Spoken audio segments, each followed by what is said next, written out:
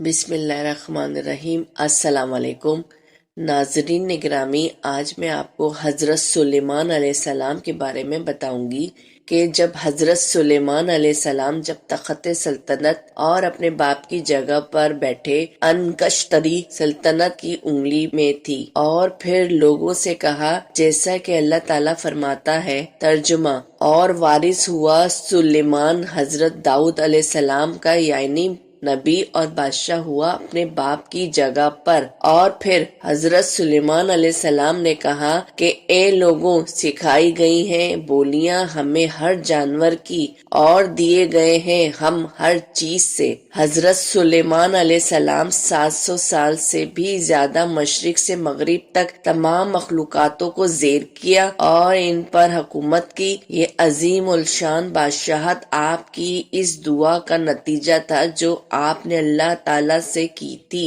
حضرت سلیمان علیہ السلام نے اللہ سے دعا فرمائی تھی کہ میرے پروردگار مجھے ایسی بادشاہت عطا فرما جو میرے بعد کسی کو بھی نصیب نہ ہو۔ اللہ نے آپ کی دعا کو قبول کر لیا، جانوروں کو آپ کا تابعدار بنا دیا، آپ کے لیے ہوا کو مسخر کر دیا، چرند پرند، جنات، حیوانات اور انسان آپ کی فوج کا حصے تھے۔ حضرت سلیمان علیہ السلام نے حکومت سنبھالی۔ آپ نے ایک شاندار تخت بنوانے کا حکم دیا جس کی لمبائی 3 کوس تھی۔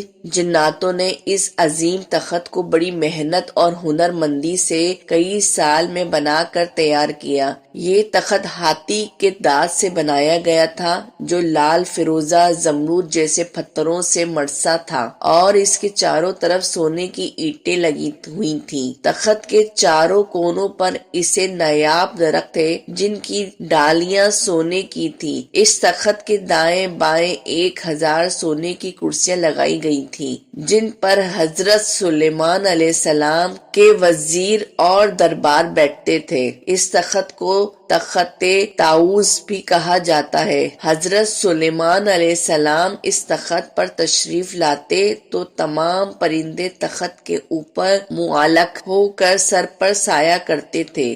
جب حضرت سلیمان علیہ السلام حکم دیتے تو یہ تخت ہوا میں معلق ہو جاتا اور ہزاروں کوس کا سفر چند لمحوں میں پورا کر دیتا، اور ایک ملک سے دوسرے ملک کا سفر کیا کرتے تھے، جیسا کہ اللہ نے قرآن مجید میں فرمایا ہے کہ اور ہم نے سلیمان کے لیے ہوا کو مسخر کر دیا۔ یہ صبح کی منزل مہینے بھر کی ہوتی تھی اور شام کی منزل بھی اس ہوائی سفر کے وقت پورا راستے میں حضرت سلیمان علیہ السلام اللہ کا ذکر شکر میں مشغول رہتے تھے۔ تخت کی ایک خاصیت یہ بھی تھی کہ اس پر بیٹھنے والے لوگوں کو یہ محسوس ہی نہیں ہوتا تھا کہ یہ تخت کس تیز رفتاری سے اڑ رہا ہے۔ اس تخت کی رفتاری بے مثال تھی جو کسی بھی سواری کے مقابلے میں غیر معمولی تھی۔ اللہ نے ہوا کو حضرت سلیمان علیہ السلام کے لیے مسخر کر دیا تھا، اس لیے اس تخت کے لیے چاروں سمت سے چلنے والی ہوائیں اس سفر کو آسان کر دیتی تھی۔ حضرت سلیمان علیہ السلام ہمیشہ اللہ کی نعمتوں کا شکر ادا کرتے۔ اے میرے رب، ہم سب مسلمانوں کو تیری دی ہوئی نعمتوں کا شکر گزار بنا دے،